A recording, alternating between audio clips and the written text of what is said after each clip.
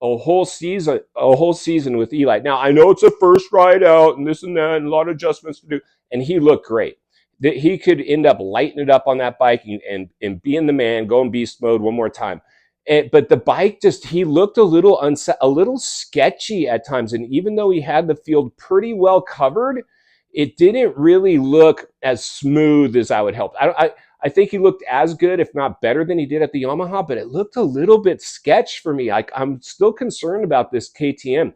I'm wondering if it's going to work out still, just because he won World in an exhibition race against a depleted or select field doesn't necessarily mean it's all rainbows and sunshine. So I wouldn't put too much stock into Eli quite yet. We got to still see some more of this, some more of him moving forward, which hopefully we will. But I'm not totally on the Eli Kool-Aid quite yet. I think that bike just a few times looked a little bit sketch in the whoops. He got out of shape a few times. I mean, is this Gladiator Games blood sport? So again, it's going to happen. In fact, we got a new follower. If you're new, get over to Walty Wanderers Instagram. Listen, dudes, like everybody's seen this show. All the pros watch it. All the industry watch it. I bet you even Roger DeCoster's tuned in to Walty Wanderers because he's giving it to you and giving it to you straight. But J Law came in and gave us a follow and jumped into my DMs. And he's like, Walty, it's rainbows and sunshine and Pride Month, bro. I'm just like, dude, what's up, J Law? This dude's he's funny, dude. But everybody's coming over. So tell a friend, come over too. And final thoughts, I come to you as a friend, as a contract moto guy. Wants to see you not only win on the track, off the track. Understand the waters you're swimming in now. They're shark-infested. World Supercross, welcome to the swimming pool. Listen, and it was fun. It was entertaining. It's delivering exactly what we hoped it would deliver. But there's still some definite cracks. You guys are penalizing guys, getting nitpicky, and the broadcast is still a little bit shake dog for me.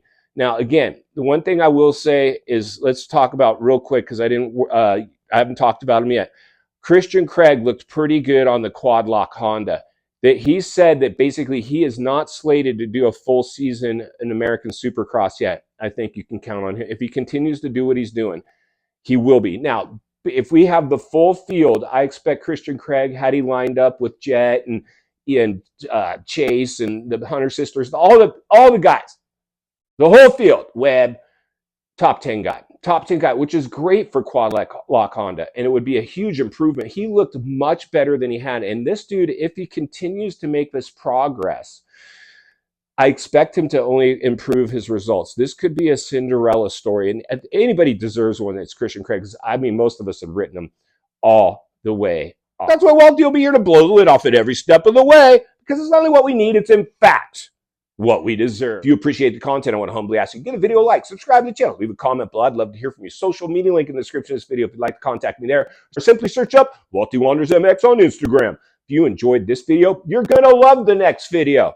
And there's an easy subscribe icon for your convenience. As always, thank you for your time. Don't go over the bars. God bless, and I'll see you on the next video.